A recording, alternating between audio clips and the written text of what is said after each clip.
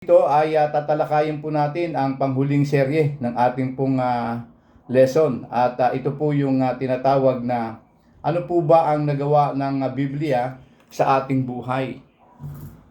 Ano po? Nung tayo po ay hindi pa mananampalataya, tayo po ay naniniwala lamang na ang Biblia ay salita ng Diyos. Subalit, nung tayo ay nagsisi at nanampalataya kay Kristo dahil nakita natin, may nag-share sa atin ng salita ng Diyos, nakita natin ang ating kalagayan.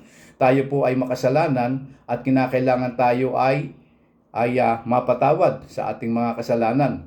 Dahil ang pananaw po natin nung una, magsimba lang tayo, babait tayo.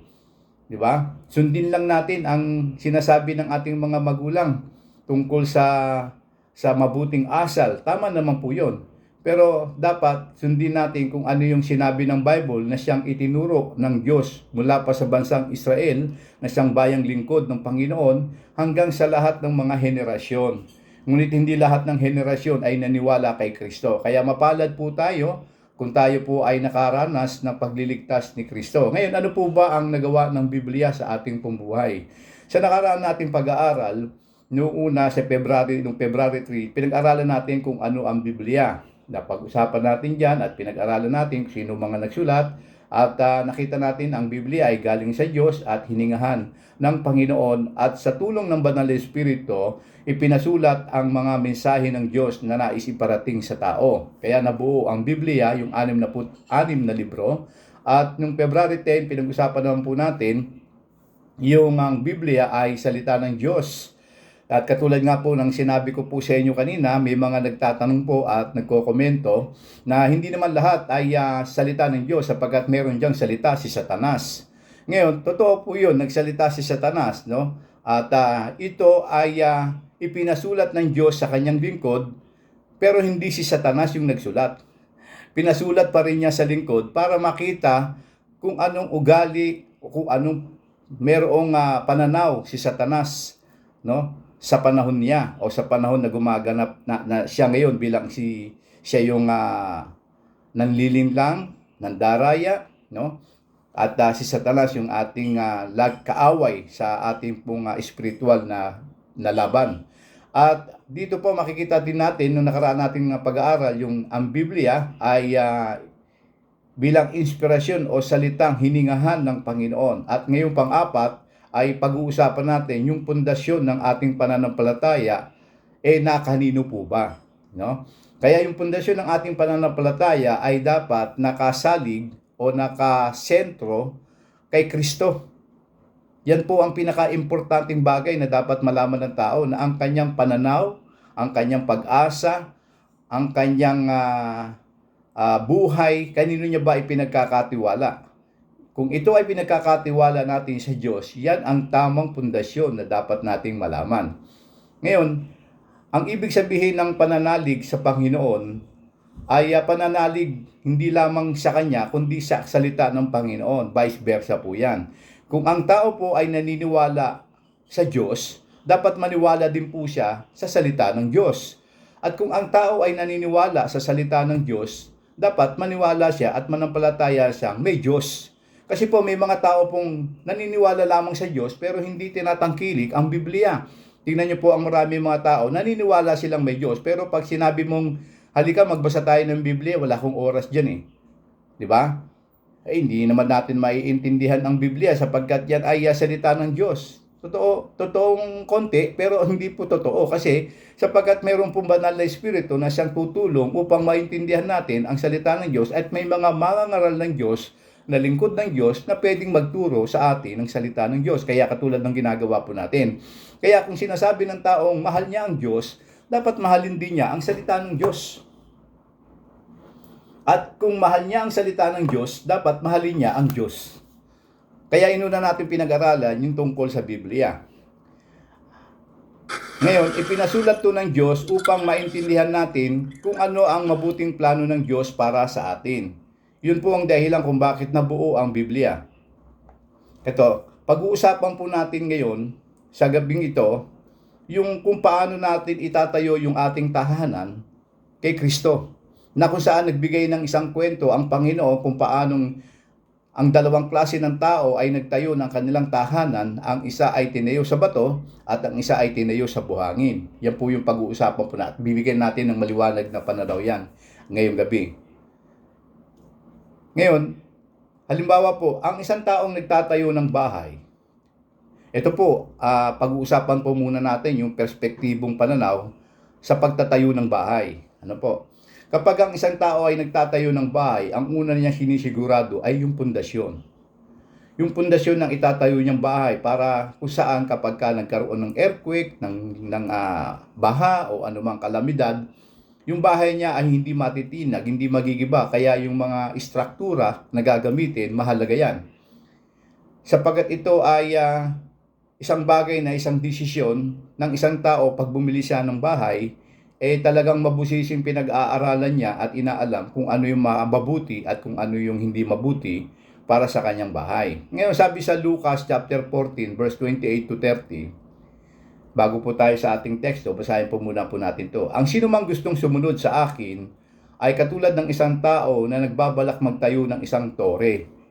Ito po, nagbibigay po siya ng kwento, no? Kung sino man pong gustong sumunod kay Kristo, nagbigay po siya ng analogy na kung sino man gustong sumunod sa akin, kay Kristo, ay katulad ng isang tao na nagbabalak magtayo ng isang tore. Una, iisipin muna niya kung magkano ang magagastos niya sa pagtatayo, yung cost nung gagawin niyang bahay, no? At ito, sabi po rito, kung may sapat ba siyang pera, gagastusin hanggang matapos ito.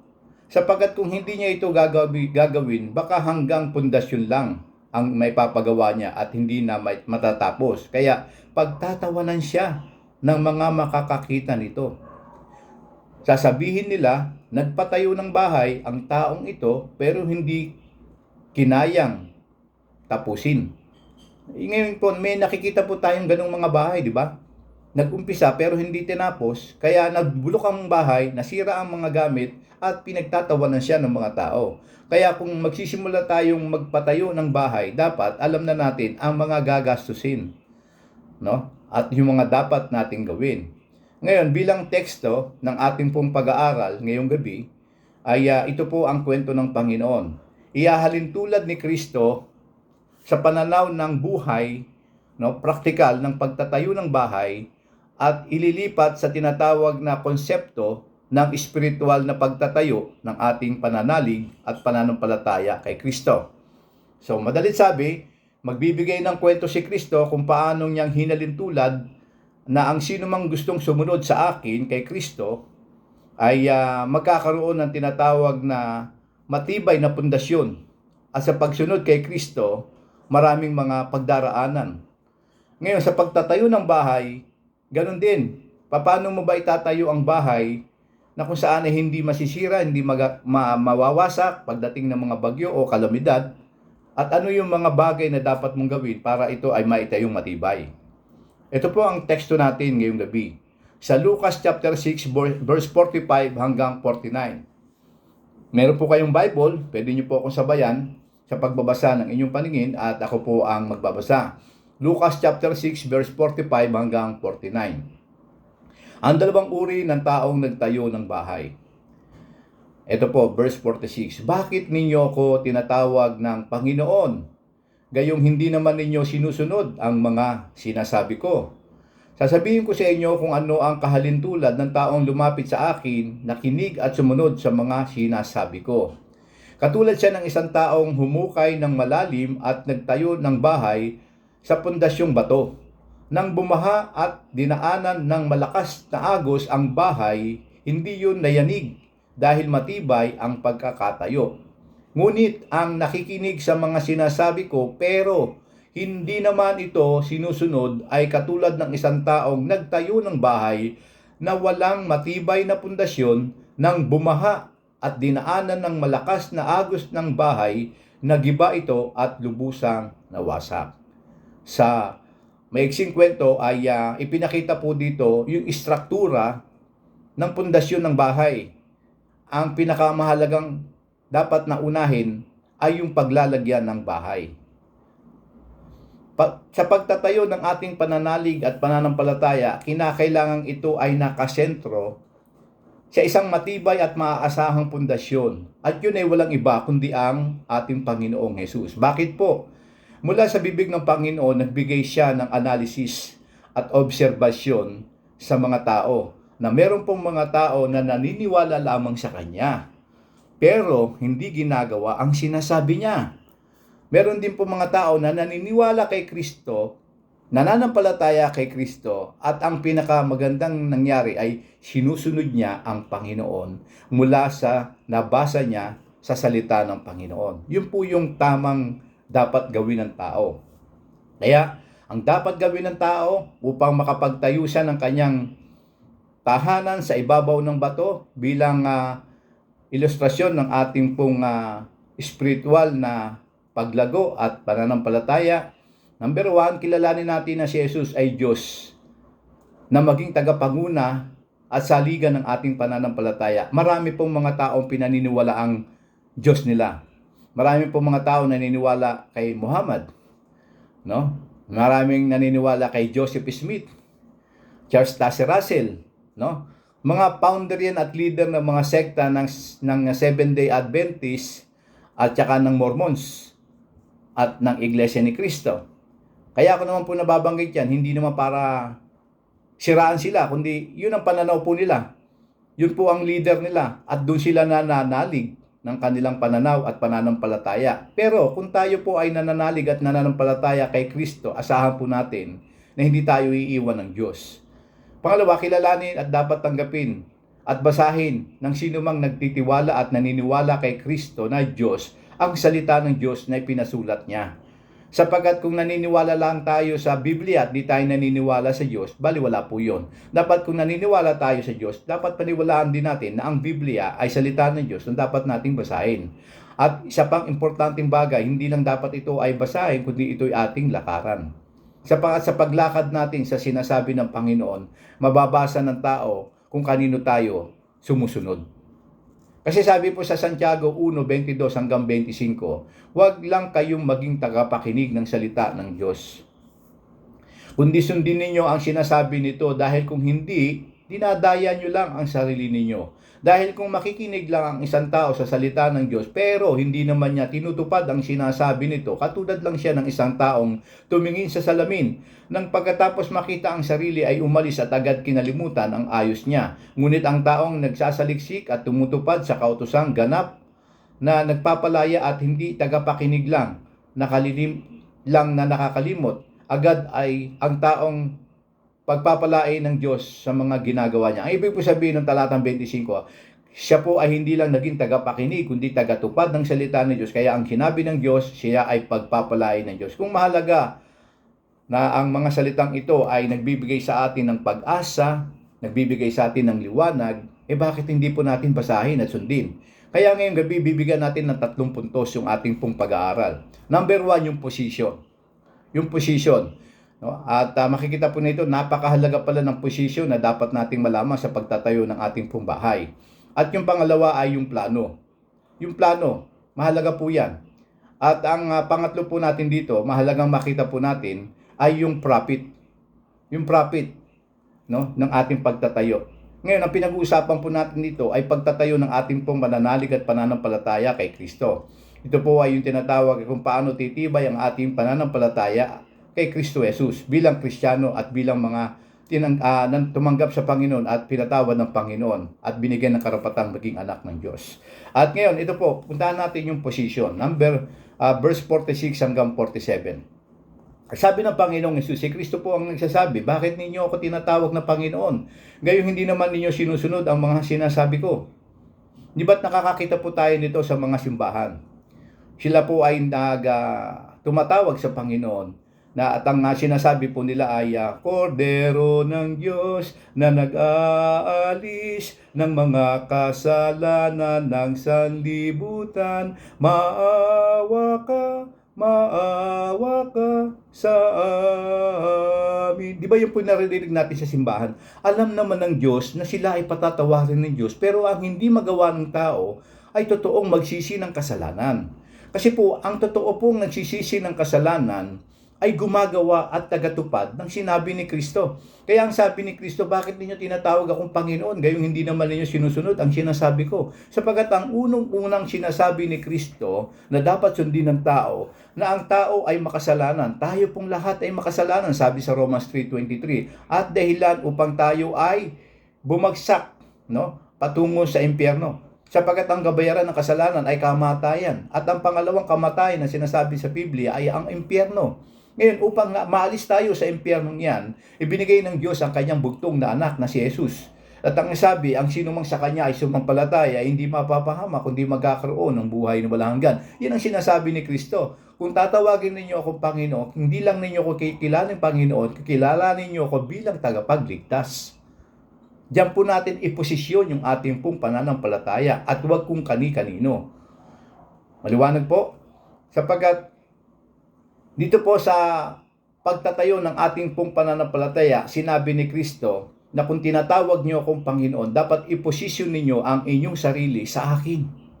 Huwag sa iba, sa akin lang. Sapagkat ang sabi ni Kristo, ako ang daan, ang buhay at katotohanan. At ang sabi sa verse 47, sasabihin ko sa inyo kung ano ang halintulad ng taong lumapit sa akin, nakinig at sumunod sa mga sinasabi ko. Kaya yung binasa natin kanina, may 2 tao na nagtayo ng kanilang tahanan.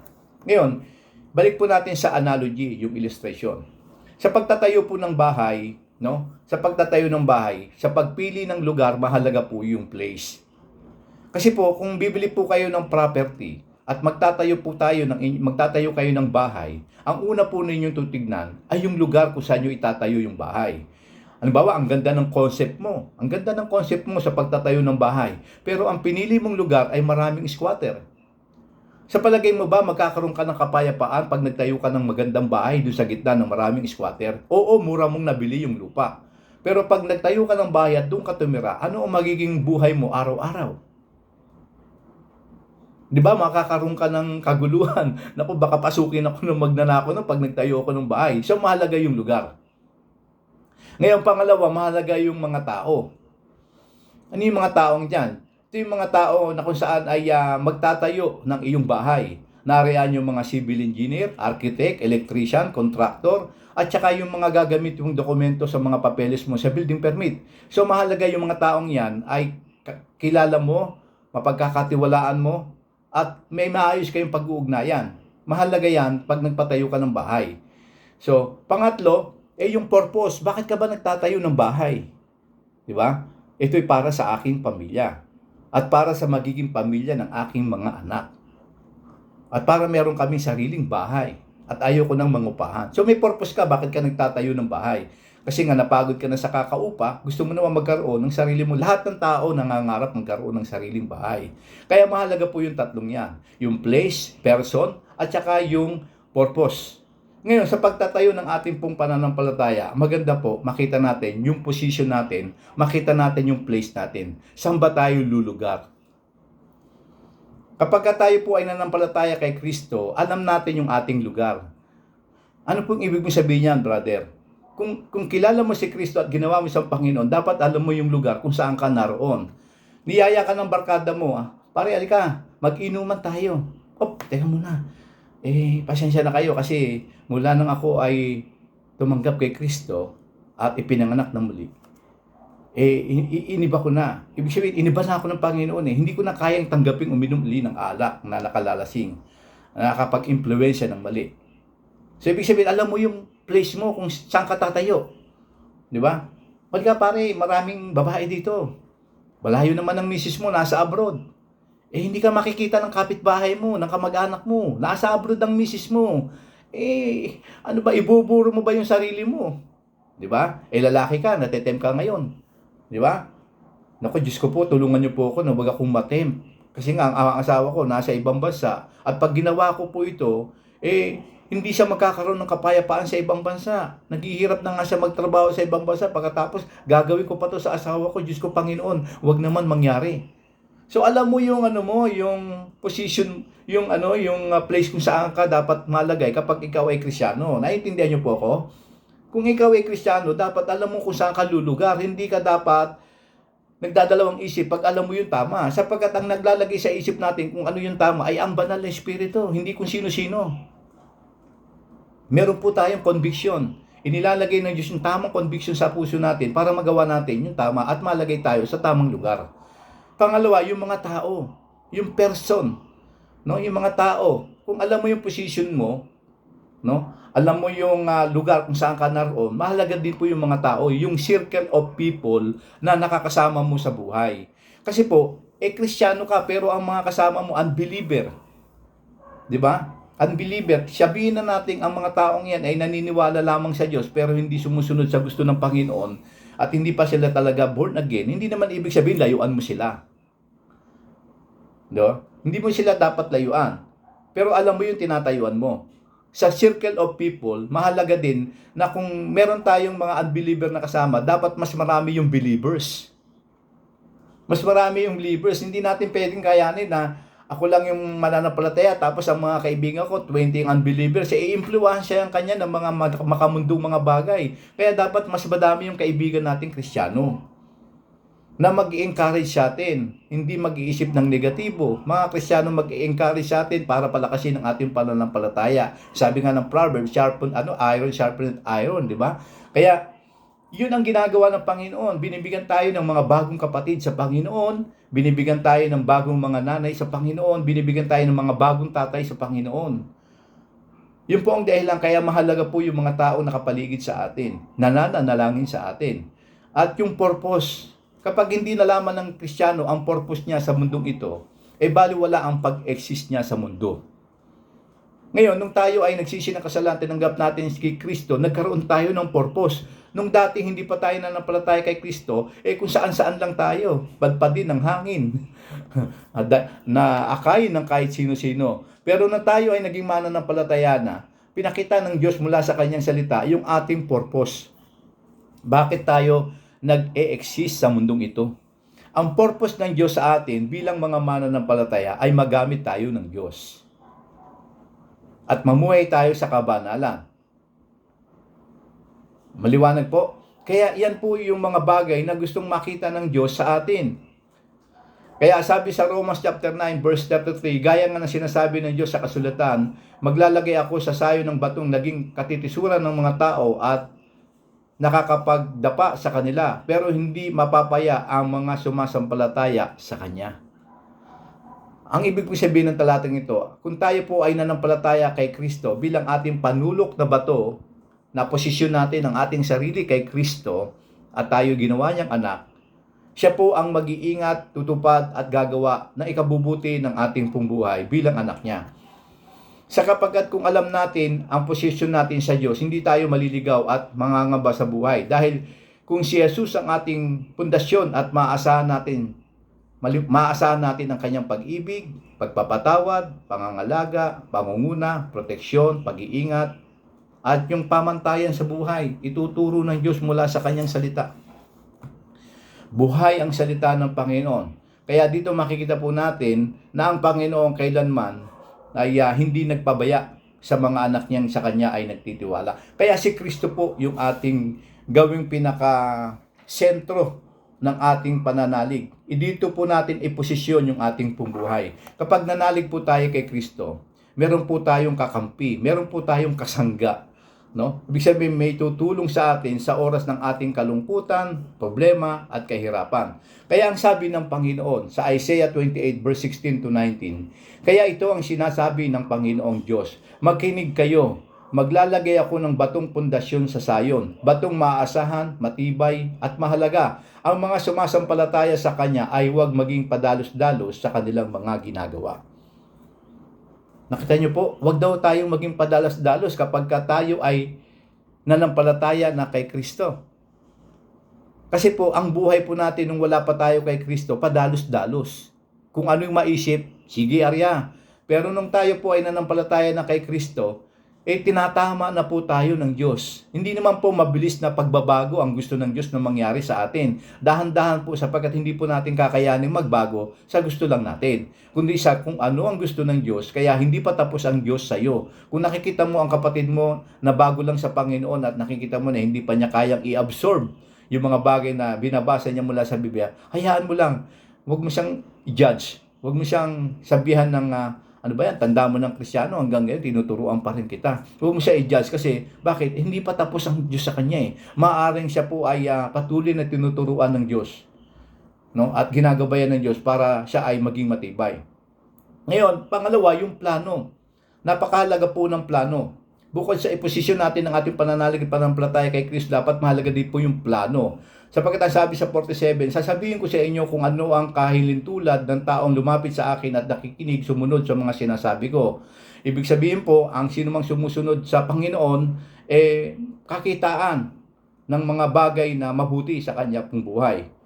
Kaya ang sabi sa Lucas 14 verse 28 to 30, ang sinumang gustong sumunod sa akin ay katulad ng isang tao na nagbabalak magtayo ng isang tore. Yun po yung binasa natin kanina. Sa pagtatayo niya ng tore, kinakailangan, sa pagsunod natin kay Kristo, dapat meron po tayong plano, no? Hindi basta arya tayo ng arya. Pinaplano po natin sapagkat ang Diyos ay Diyos ng kaayusan. So bibigyan tayo ng Diyos ng mga kaayusan. Paano natin itatayo yung ating pananalig at pananampalataya kay Kristo sa ibabaw ng bato? Sa plano, mahalaga maitatag muna at mapag-isipang mabuti ang mga gagawing pagtatayo ng bahay. Ito po yung mga tinatawag na mayroong perspective. Sa pagtatayo ng bahay, kaya po mayroong perspective, upang makita at mabuo yung lahat ng four corners. Kaya po tinawag si Kristong cornerstone.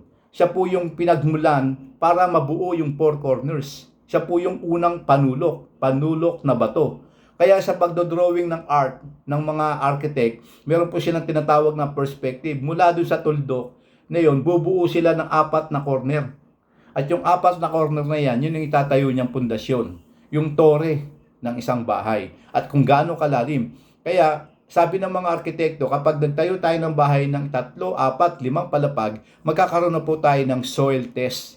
Aaralin na po natin yung pundasyon ng lupa na pagtatayuan ng bahay. Kung ano ang depth ng lalim nito, kung ano mga nilalaman niyan. Kaya po ang mga bahay na mga gusali, mga building, talagang marami po silang masusing pag-aaral at kung gaano kalalim yung itatayo nilang pundasyon. Yan po yung perspective. Kaya yung house plan, kinakailangan mabuo ng maayos. Sapagkat kung basta drawing lang yan, tapos walang mga sukat, kung ano-ano lang, mabubuo yung bahay ng walang kwenta. Kaya yung bahay na binuo sa masusi at maayos na pamamaraan, ginamitan ng mga lisensyadong arkitekto, civil engineer, talagang asahan mo na yung itatayo mong gusali o bahay maayos at matibay. Sa ganun din paraan sa ating espiritual na buhay, sa pananalig natin kay Kristo, ng Diyos ay nagbigay ng plano. At ang plano ng Diyos sa bawat isa na magsisisi at mananampalataya kay Kristo ay maging matagumpay. Sabi sa book of Joshua chapter 1 verse 8, sabi niya, "This book of the law shall not depart of thy mouth." I-meditate po natin. At pag nabasa niyo po yung talatang yan, sabi sa huling talata, ginamit yung good success. Hindi lang basta success. Ang sabi ay good success. Hindi lang basta health, good health. Hindi lang basta wisdom, good wisdom. Ang ibig sabihin niyan, pag nagbigay ang Diyos ng plano at ginawa natin yung plano, talagang asahan natin, magiging maganda ang resulta nito. Ang Diyos, nung pinagawa ng Diyos si Noah ng ark, hindi siya nagpasobra. Kung ano yung sinabi ng Diyos, no? Hanggang dun lang siya. Kasi alam na ng Diyos yung pinagagawa niya kay Noah, pag sinobrahan mo yan, lalabas dyan pride. At kapag lumabas yung pride kay Noah, yung sinabi ng Diyos dinagdagan niya, mamamali na yung perspective o yung plano. Hindi na magiging matibay na arko yan. Kaya ang ginawa ni Noah, kung ano lang sinabi sa kanya, hanggang dun lang siya.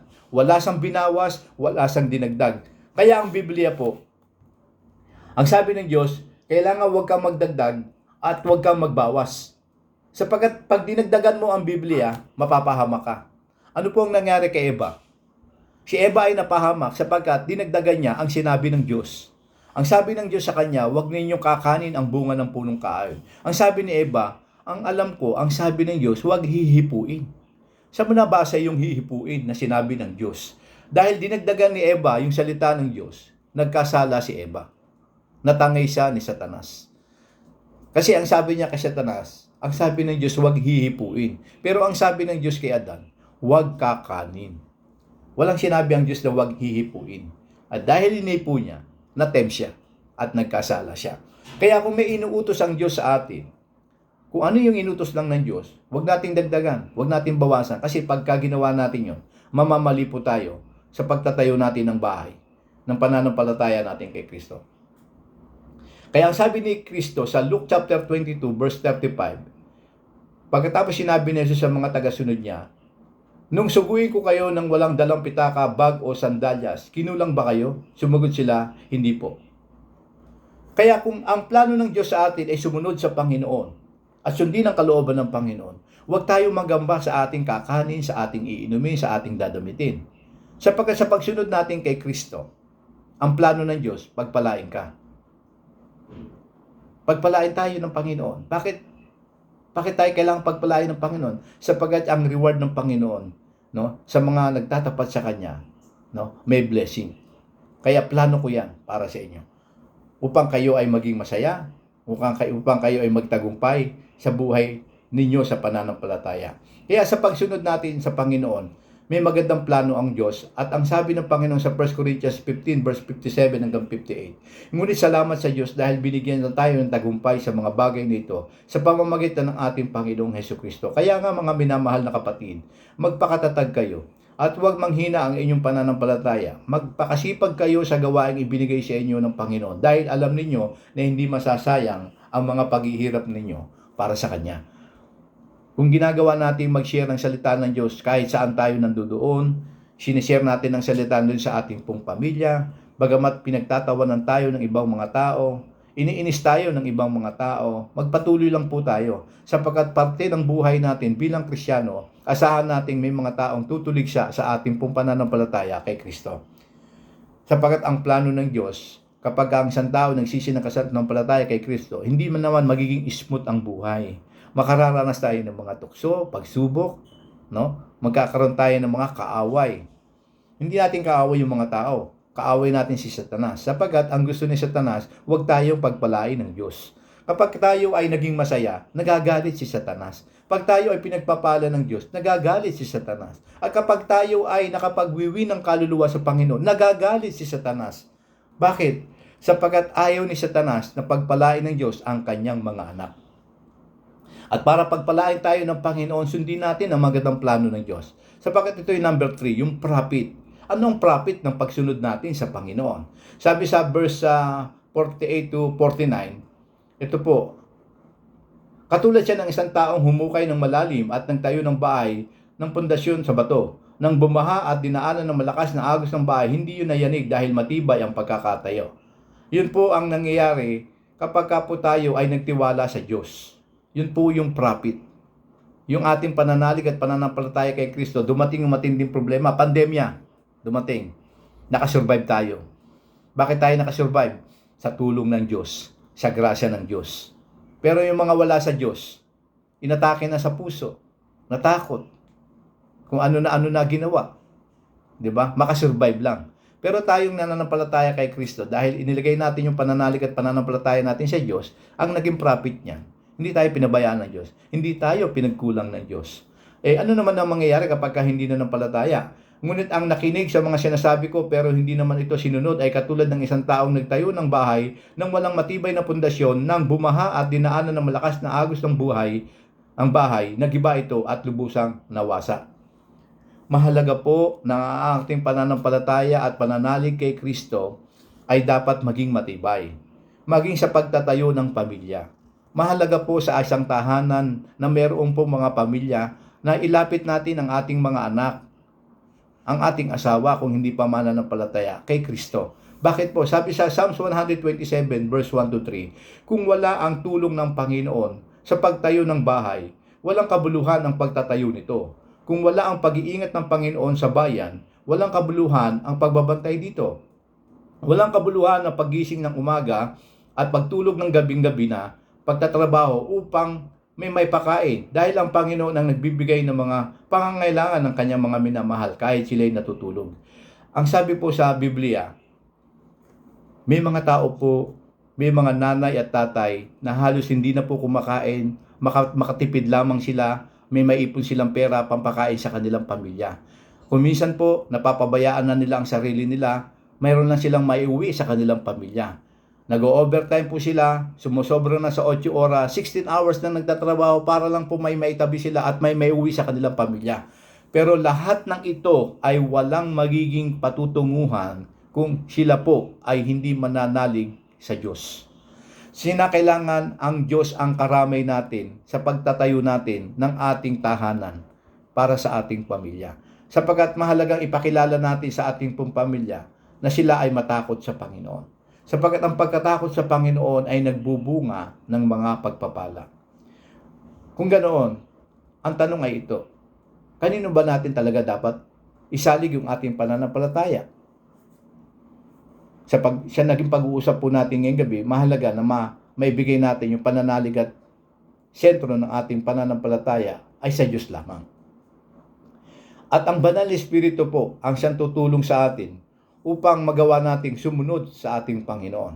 Sabi sa Romans 8:26 hanggang 28, tinutulungan tayo ng Banal na Espiritu sa kahinaan natin. Hindi natin alam kung ano ang dapat nating ipanalangin. Kaya ang Espiritu na rin ang namamagitan sa Diyos para sa atin sa pamamagitan ng mga daing na hindi natin kayang sabihin.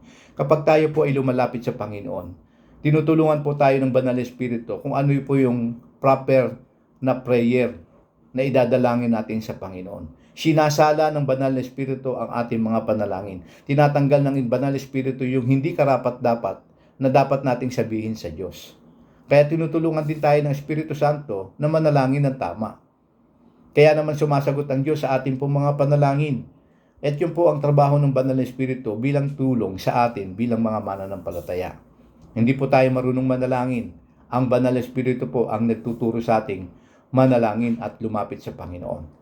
Kaya bagamat alam ito ng Panginoon, ang sabi ng Panginoon, magpatuloy lamang kayo sa akin. Kaya ang prophet po ng mga taong nanampalataya kay Kristo ay napakarami. Binigyan tayo ng Diyos ng peace of mind, binigyan tayo ng Diyos ng tunay na pag-ibig, binigyan tayo ng Diyos ng bunga ng Banal na Espiritu na wala tayo noon. Pero binigyan tayo ng Diyos noon upang makasunod tayo sa kabanalan ni Kristo. Sapagkat ang Diyos ay banal at tayo ay tinawag ng Diyos na magpakabanal. Hindi po tayo banal. Tayo po ay makasalanan. Ngunit dahil kay Kristo, tinuturuan tayo ng Diyos na magpakabanal. Kaya naman ang sabi ng Panginoon, magpatuloy lamang kayo sa akin. Sapagkat ang lahat ng ginagawa ko ay para sa inyong kapakanan, para sa ating kapakanan. At para tayo ay lubos na pagpalain ng Diyos, tayo po ay maging tapat sa ating Panginoon. Sapagkat ang Diyos ay tapat, bilang kapalit, dapat po tayo ay magtapat sa Panginoon. At bilang pangwakas, unawain nating mabuti na ang buhay ay hindi nagtataglay ng tunay na pananalig kay Kristo ay walang kabuluhan, walang kakahantungang mabuti. Kaya kung mananalig po tayo sa Diyos at hindi kani-kanino, asahan po natin na nagtatayo tayo ng matibay na tahanan sa ibabaw ng bato. At ang batong ito ay walang iba kundi si Kristo Jesus. Sana po ay naging blessing po sa inyo ang pag-aaral po natin ngayong gabi. Tayo po ay mananalangin. At hilingan natin si Jay sa ating closing prayer. Jay, pwede ka ba mag-closing? Sige po. Tayo po ay manalangin. Lord Jesus Christ, kami ay nagpapasalamat at kami nagtipon-tipon at nagsama-sama sa pag-aaral po ng iyong salita. Maraming salamat po sa bawat isa na umatin ngayong gabi po. Kayo na po ang bahalang lumabay at pagbabayad po kami. Maraming salamat, Panginoon, sa araw-araw ng buhay namin at patawarin po kami sa aming makasalanan. Ito po ang aking dalangin sa matamis na pangalan ni Jesus. Amin po. Patuloy kami lumalapit sa iyo, Panginoon, sa gabi nito, Ama. Binubuksan ko ang pagkakataong ito sa bawat isa. Kung ngayong gabi ay alam mo sa iyong sarili, matagal na ako nakikinig ng salita ng Diyos, pero hanggang ngayon hindi ko pa alam kung saan pupunta ang aking kaluluwa. Ito na yung pagkakataon upang makamit mo ang tunay na kapayapaang ibinibigay ni Kristo. At kung nais mong tanggapin si Jesus bilang iyong Panginoon tagapagligtas, pwede kang sumunod sa panalangin. Panalangin hindi kapag liligtas, ang magliligtas po ay si Kristo Jesus. Yaman pong nalaman natin ngayong gabi ang tunay na daan, ay ito na po yung pagkakataon upang makamit mo ang pag-asa binibigay ni Jesus. Panginoong Yesus, ako po ay lumalapit sa iyo sa gabing ito. Humihingi po ako ng kapatawaran sa lahat ng aking mga kasalanan. Patawarin niyo po ako tugasan ng banal na dugo ng Panginoong Yesus. At binubuksan ko ang aking puso. Pumasok ka, Jesus, sa aking puso. Tinatanggap kita bilang aking Panginoon at sariling tagapagligtas. Alapalataya po ko sa iyong ginawa doon sa krus na ikay namatay ng buhay na muli pagkaraan ay ikatlong araw. At dahil diyan, ako ay nagkaroon ng buhay na wala hanggan. Ngayon po ako ay naging anak mo, Panginoon. Tulungan niyo po ako magkaroon na po ng oras sa pagbabasa ng iyong salita at gamitin mo ako, Panginoon, para sa iyong kaluwalhatian. Pagpalain mo ngayong gabi, Panginoon, ang bawat isa na nakinig ng iyong salita sa mga kasama namin hindi nakarating ngayong gabi. Naway ko po mangusap sa kanilang mga puso. Ikaw po magbigay tugon sa panalangin po namin, Panginoon. Ikaw po magbasbas at magpala ng mga panihingi po nila sa iyo, Panginoon. Ito may sa hanap buhay, sa kanilang trabaho, sa kanilang negosyo, kalusugan, kagalingan, at ang lahat ng mga hinihingi po nila ayon sa iyong biyaya at kalooban ninyo po ipagkaloob, Panginoon. Sapagkat umaasa po kami, ikaw ang aming Panginoon na siyang nagbibigay ng pagpapala at sumasagot sa aming panalangin. Ito po ang aming dalangin naman sa pangalan ni Jesus na aming Panginoon. Amen at amen. Okay, salamat po at